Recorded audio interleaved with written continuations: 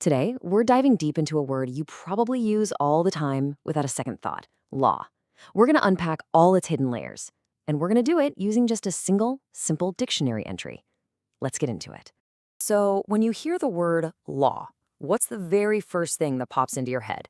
Maybe you're thinking of police cars or a judge in a courtroom, or, maybe just the rules you've got to follow. All good answers for sure, but it turns out this tiny three-letter word is way more complex than it looks. All right, so according to our source, the Simple English Wiktionary, there are actually 4 totally different meanings packed into this one little word. We're going to peel back each layer one by one and see how law can mean completely different things depending on how you use it. First up, we've got the one we're all familiar with: law, as in the official rules set by a government or some other organization. What's kind of cool is that our source points out this can be both countable, like a new law was passed, and uncountable, like the law is the law. This little detail lets us talk about one specific rule or the entire system of rules all at once. And this quote from the source, it's a perfect example of that first meaning in action. It shows exactly how we use the law to talk about the whole legal code.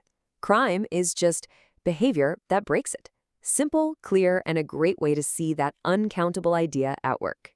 Okay, on to meaning number 2. Sometimes the law is just another word for the police. You've totally heard this in movies, right? Someone shouts, "Watch out, it's the law."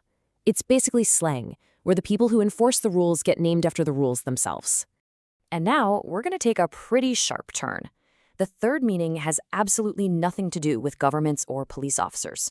A law can also be a statement about something that is always universally true. We're talking science here, like the law of gravity. Nobody voted on that. It's just a fundamental principle of how our universe operates. And that brings us to the really crucial difference. A government law is something you're told to follow. You can break it, it can be changed over time, but a scientific law, that's just a description of reality. You can't break the law of gravity. It just is. And that brings us to our fourth and final definition from our source.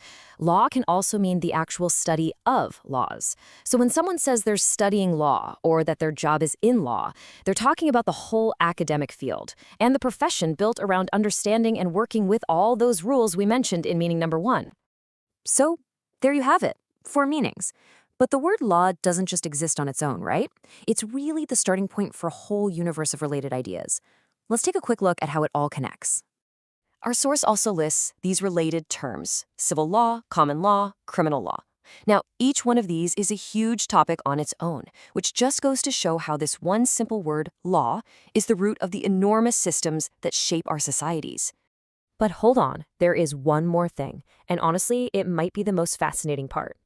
Our source, the Simple English Wiktionary, gives us one last, critical piece of information that tells us not just what law means, but why it's one of the most important words in the entire English language. See, the real power of this word isn't just that it has 4 different definitions. It's about its official status. It belongs to a very special, very exclusive club. 850. What in the world could this number mean? What does 850 have to do with the word law? Any ideas? Well, here it is. The source tells us that the word law is on the basic English 850 list. This is an actual list of 850 words that have been identified as the absolute essentials for communication in English. It's like the bedrock of the language. And that, right there, is the biggest takeaway. The word law isn't just a handy word to know, it's a fundamental part of the language. The very fact that it can mean a rule, the police, a scientific constant, and a field of study is what makes it such a powerful and essential tool. It's a true building block of communication. So it leaves you with a pretty cool question, doesn't it?